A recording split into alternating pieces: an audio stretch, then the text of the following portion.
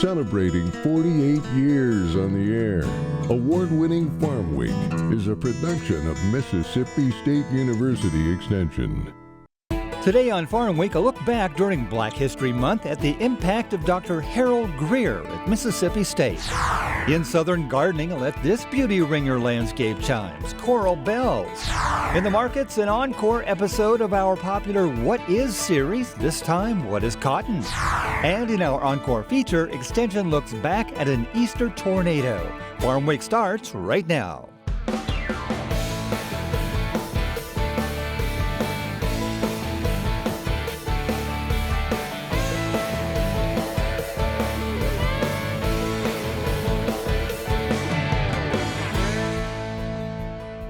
Hello everyone, I'm Zach Ashmore. And I'm Mike Russell. Great to have you with us again here on Farm Week.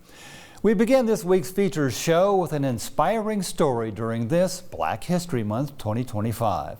It's the story of Dr. Harold Grier, as you'll see, the first African American to earn a PhD here at Mississippi State University.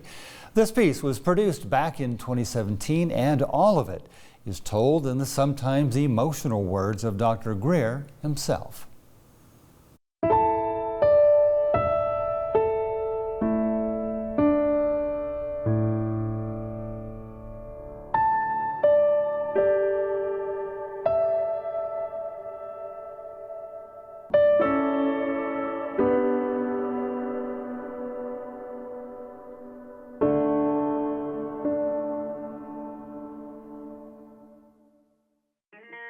Some of the things I remember about Dr. Grier were incidences that he related to me about his early life. He grew up on a small farm in central Georgia, and he said that one of his farm chores was helping to pick cotton every fall. And he got sick of picking cotton, so he decided that he wanted to improve his station in life by getting a better education, so he wouldn't have to pick cotton. Dr. Grier, who had been a member of the faculty here at Alcorn for several years, decided that he needed to come back and work on a doctorate also. I didn't think that was even a possibility, but I took that chance. When I had been accepted in the summer of 1968, there was a climate of unrest.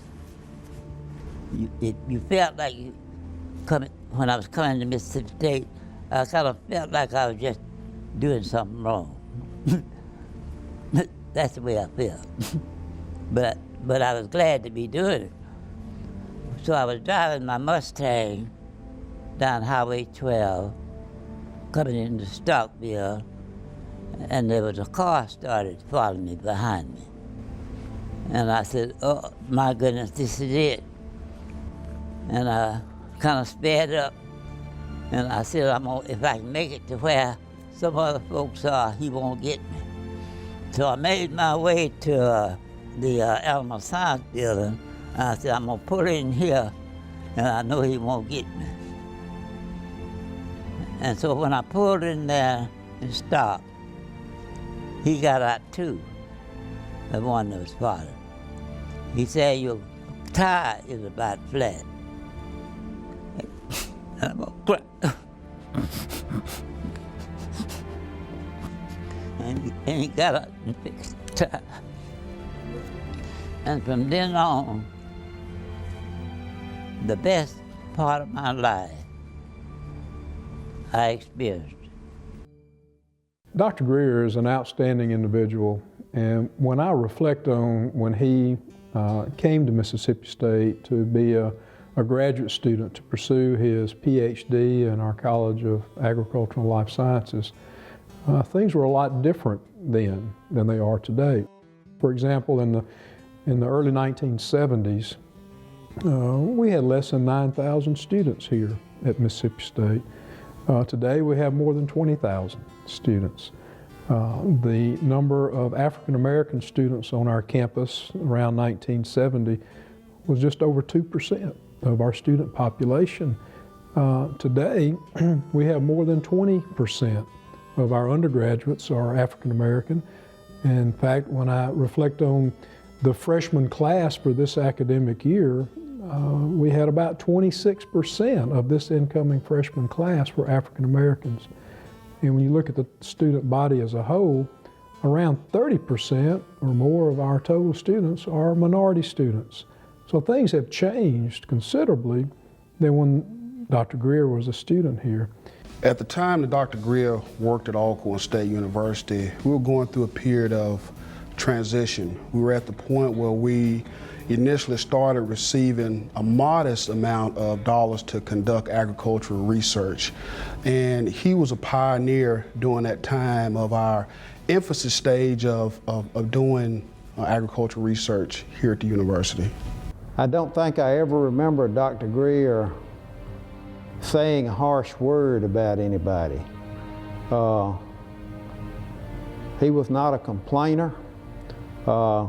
He would try to treat everybody fairly, and I hope that he was also treated fairly in return. I think Dr. Grier's legacy is being one of those scientists that helped build what we have today here at Alcorn, particularly on the research side. I think he was a trailblazer.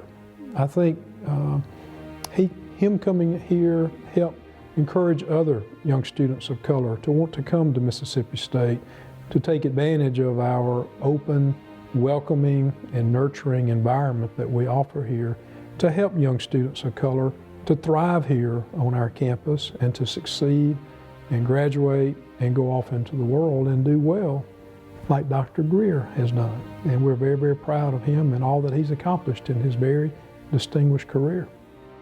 Know what years you need to know. You got to know that. You got to know. You got to know there's no excuse. You got to know what it is you need to know. I learned that at Mississippi State. And I learned to speak up and talk.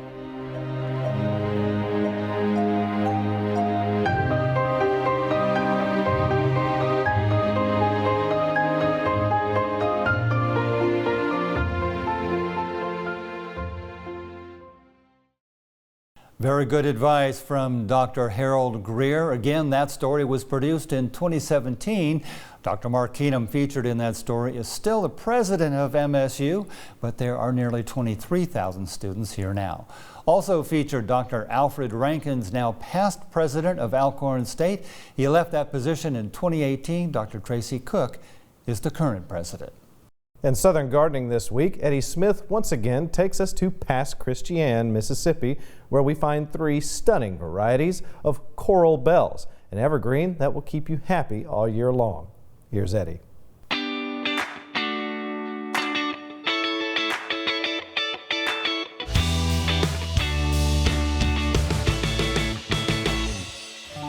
Today, Southern Gardening is back at Pine Hill Nursery in Pass Christian, Mississippi, admiring some colorful plants that love part shade and shade. Heuchera, commonly known as coral bells or alum root, is a versatile and attractive perennial plant native to North America and prized for its foliage. Its leaves come in an array of colors and often feature marbled, veined, or ruffled patterns. Primo Wild Rose boasts bright rosy purple leaves with prominent colored veining. The large scalloped leaves provide a textural contrast, making it an excellent companion plant in gardens. The distinctive veining adds another layer of visual intrigue.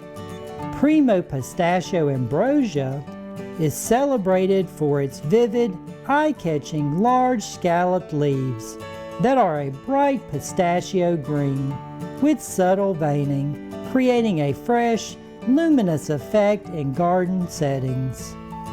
This vibrant foliage is particularly effective in shaded or partly shaded areas, where its light color brightens darker spaces. One of my favorites, dressed-up evening gown is named for its luxurious, velvety leaves, which are a deep, glossy black with heavily ruffled edges. The texture and shimmering quality of the foliage gives it a sophisticated, dressy appearance that invokes the elegance of a formal evening gown. All of these plants thrive in USDA zones 4 through 9 and perform best in partial shade to full shade. In the South, many varieties of heuchera will have foliage that is semi-evergreen or evergreen, providing year-round interest. I'm Eddie Smith, and I look forward to seeing you next time on Southern Gardening. We'll take a short break right here, but stick around. Coming up on our Farm Week feature, the story of the Mackenzies. We travel back to a heartbreak tornado on Easter Sunday in 2020 in Monticello, Mississippi. They were close to the land, loving it, they say, with all their hearts, but when they looked outside, they thought a bomb had gone off. Like that, they lost 200 acres of timber. But they recovered, and with a county agent's help, learned more about just how extension matters. That's coming up. Don't go away.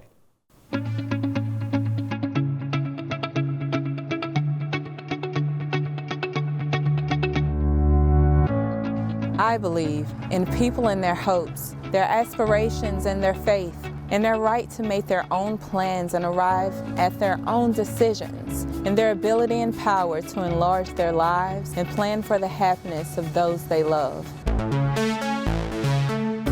I believe that education, of which extension work is an essential part, is basic in stimulating individual initiative, self-determination, and leadership. That these are the keys to democracy, and that people, when given facts they understand, will act not only in their self-interest, but also in the interest of society. Because I believe these things, I am an extension professional.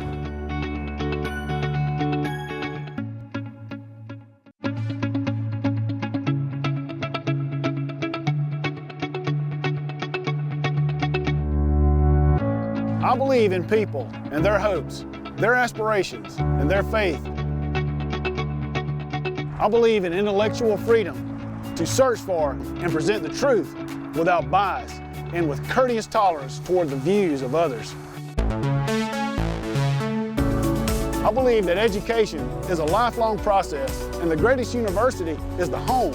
That my success as a teacher is proportional to those qualities of mind and spirit that give me welcome entrance to the homes of the families I serve.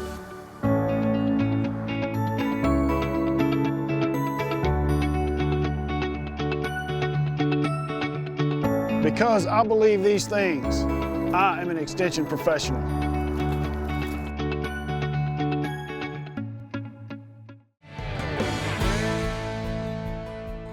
This week in the markets, an encore special report from our What Is series. This time focusing on a row crop many recognize but may not really know, cotton. It's a crop with a long history here in Mississippi. There was a time when cotton was king. So let's take a closer look at what exactly is cotton.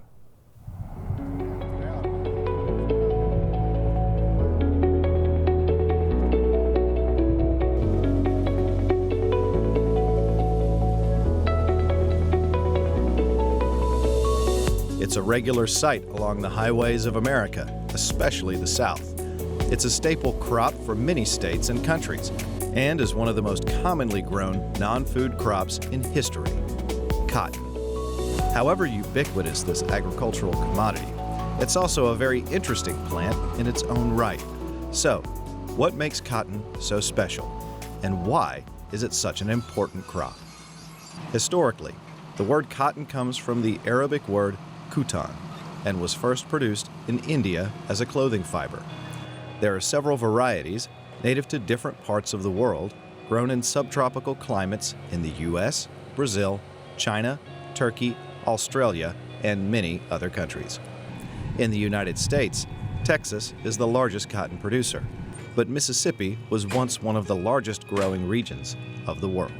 Cotton is a little different than your other grain crops, you know, like a soybean, for instance, you have like vegetative, like emergence, VE, V1, 2, 3, 4, R1, whatever. Well, you know, in cotton we have emergence, and then we kind of go by loosely like a node count or leaf, you know, depending on who you're talking to. And so sometimes it's referred to, you know, early season, mid-season, late season. And if you were to look at it that way, that's about 3 40-day periods, which make up about 120 days. So let's just say you're in the early season, that's gonna have your emerging cotton, and then maybe a week or two, depending on the weather, then you get your first true leaf. And then, you know, from there you start adding nodes and leaves, and then somewhere around 10, 12 node, 12 leaf cotton is when they hear is squaring. And then when you get more into the mid-season, is when you start to get into blooms. You know, those squares will turn into blooms. A bloom takes somewhere between 45 and 60 days to become an open boll. We have this thing called cutout in cotton. Every state kind of defines that a little differently. And so just trying to get to that point to where if anything happens at the top of that plant, like from insects, irrigation, whatever, you can stop, and that top yield is not economical anymore. So, and then you're in the late season defoliation, harvest, and you know, that's a whole nother ball of wax. There are 4 main types of cotton that each have their own special characteristics. Pima cotton, native to South America and the American Southwest, considered the finest type in the world due to its fibers being extra soft and long. Egyptian cotton, very similar to Pima cotton, but it's grown in the Nile River Valley in Egypt. Upland cotton, the most commonly grown in the world, has short fibers, native to and grown in Central America, Mexico, the Caribbean, and southern Florida. And organic cotton, which is any type of cotton grown without chemicals and not genetically engineered. The most common use for cotton is the production of fabrics, clothing, and textiles. So what qualities make it suited for the task? It's a soft fiber, comfortable when worn next to the skin. It's absorbent and holds dye very well. It's breathable, which means it allows air and moisture to easily pass through it, so it helps regulate body temperature and keep the wearer comfortable. It also doesn't conduct electricity, so it does not produce static cling.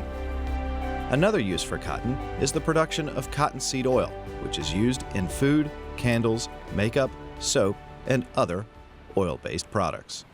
Market-wise, cotton is commonly traded both in the U.S. and abroad, and the common market factors affecting its price tend to be similar to most other commodities: supply and demand.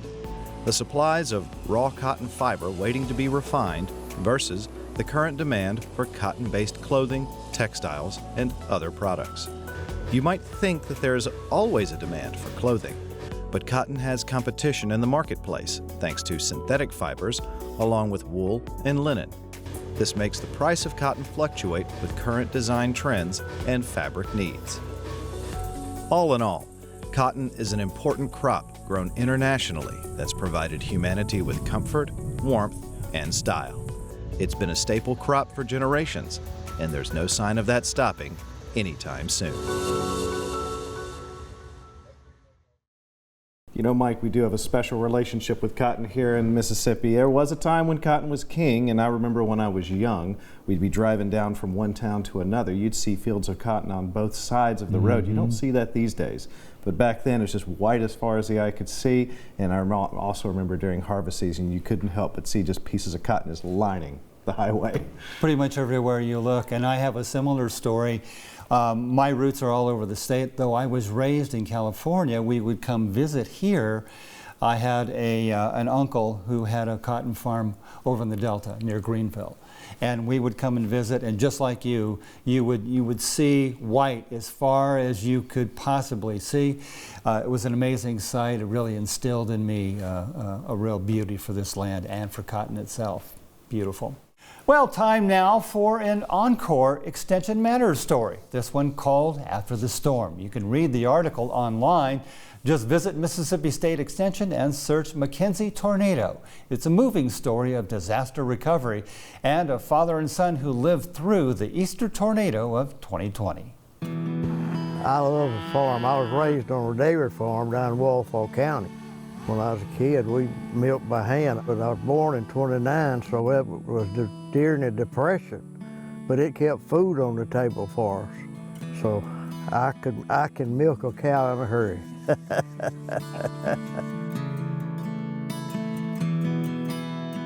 My dad always, you know, he worked in trucking, but he always loved land. He always loved farming. We have about close to 400 acres. When I was probably about 6 years old, Daddy started farming here, mainly cattle. And while Daddy was working other jobs, like in the oil field, I would help around here. I love this place with all my heart. We still piddle around here on the place. I do a little, I may not work 30 minutes a day, but I'm still here on the place. I enjoy life, and it's just been a good life.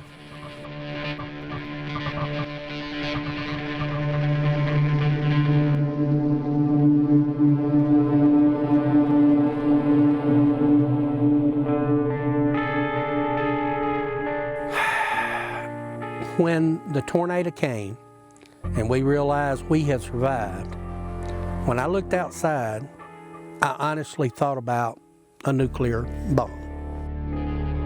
The tornado was supposed to be coming through. We and him sit under the bar, and he put his arm around me. He said, "Daddy, if we blow away, we're gonna blow away together."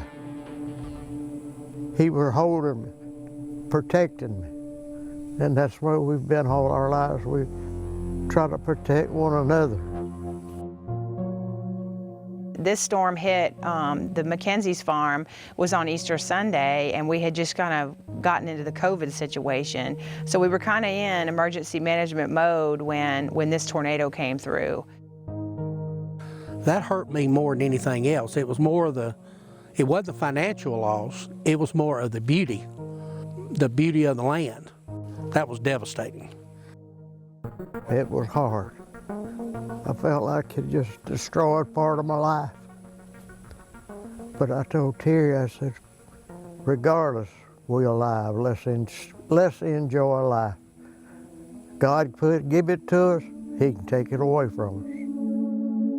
All losses are bad, but a timber loss is exceptionally great. And it can be a very emotional thing for producers and families because a timber crop is a lifetime crop.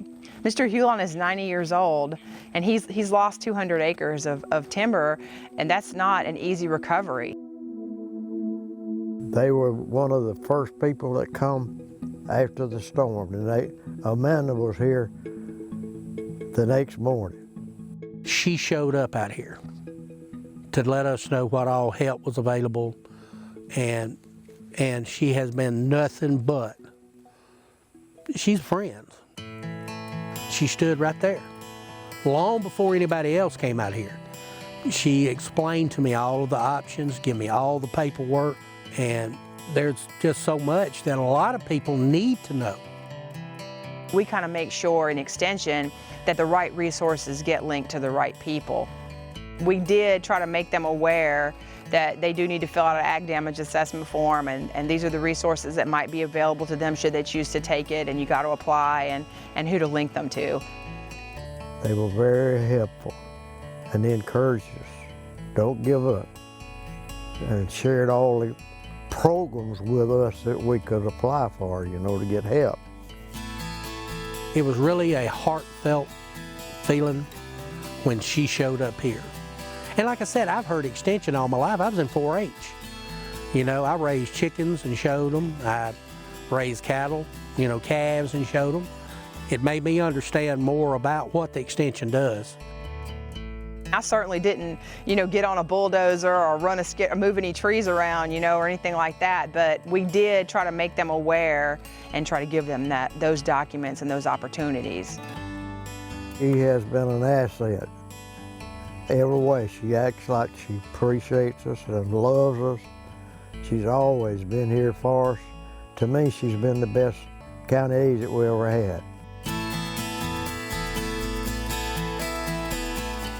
When you get to work for Extension, you know, that's a privilege, and public service is your responsibility, and we're trying to help them, you know, when they're in situations, and farming is near and dear to our heart. So I have a great respect for the people I serve, so really it's my privilege. It really is. I mean, to get to be paid to do what you love and help people, what more can you ask for?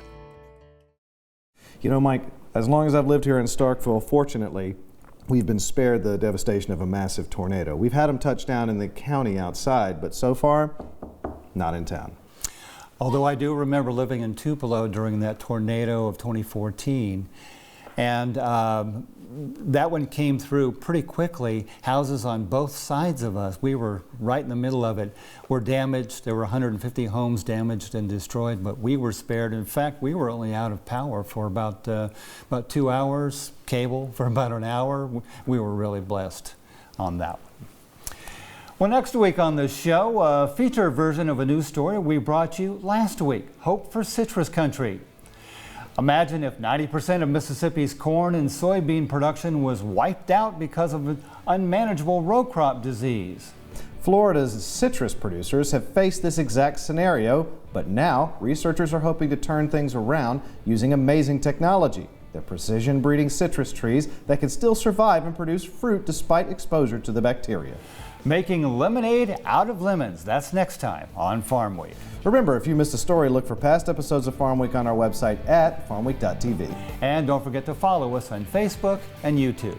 We'll see you next week. Thanks for watching.